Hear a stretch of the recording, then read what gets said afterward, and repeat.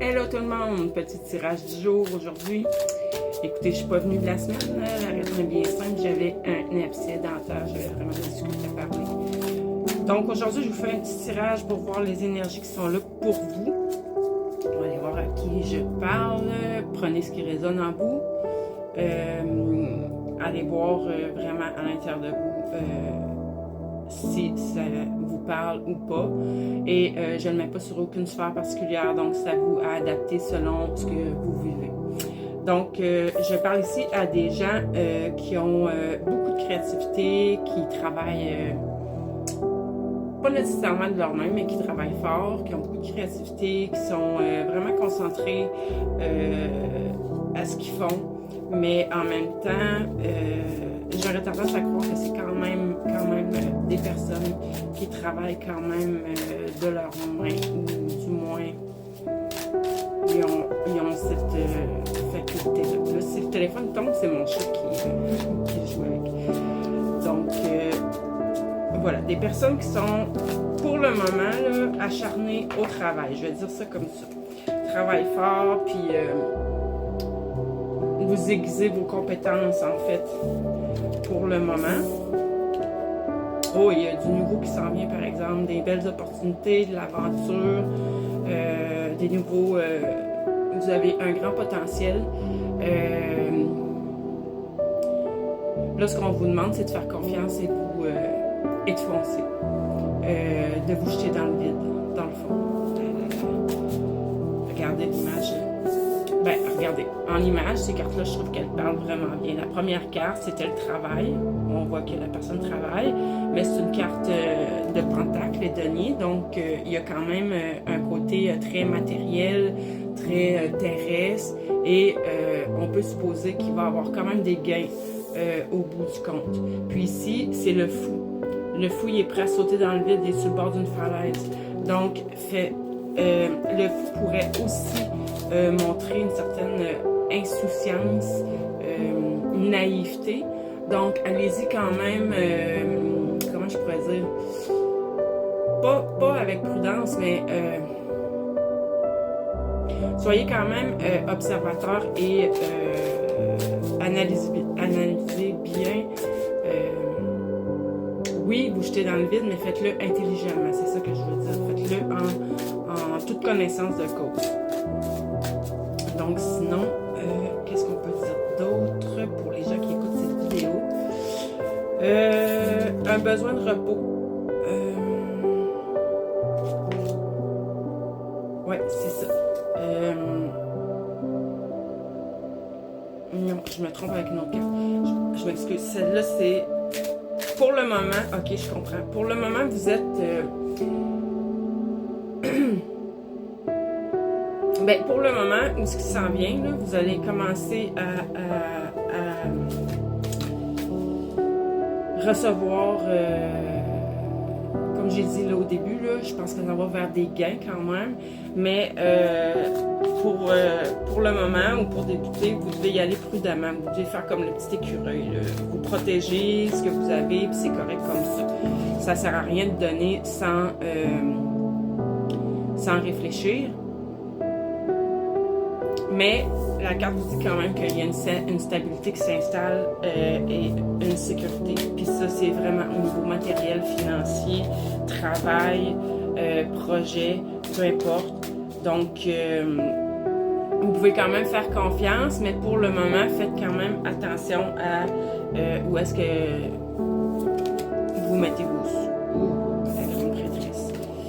La grande prêtresse, c'est une personne pleine de sagesse, qui a toutes les ressources en elle, une personne sereine, qui est beaucoup quand même en contact avec le subtil, donc une personne très intuitive. Fait que tu peux écouter ton intuition, tu peux écouter ton cœur, ton intérieur, les feelings que tu as, sois toujours à l'écoute de ça, puis ça va t'amener vraiment au bon endroit, au bon moment. Ça démontre une personne qui a une grande sagesse. Donc, j'aurais tendance à dire qu'elle vient balancer l'énergie du fou qui, en fait, pour moi, ça veut dire que tu es une personne qui est capable de prendre les bonnes décisions. Oui, tu as la force de te jeter dans le vide, tu as la force d'y aller, d'aller de l'avant, mais tu vas le faire de façon intelligente. Tu as tous les bons côtés du joug, finalement. Fait que ça veut dire que pour l'instant,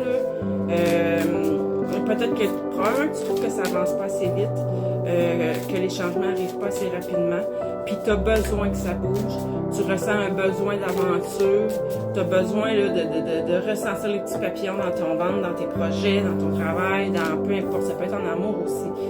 Et puis, oh mon Dieu, ça va vraiment fonctionner, tes affaires, la roue de fortune. C'est la roue de fortune qui est là, donc c'est des changements, encore une fois, des changements, mais beaucoup de chance. Tu trouves ça fait partie de ton destin, tout ce que tu vis, tout ce que tu prépares, vers où tu t'en vas, où tu t'en vas vraiment te trouver ta destinée, ta voie, ce qui vient te nourrir. Puis on pourrait dire, t'as une grande avancée karmique là, qui se fait. T'approches,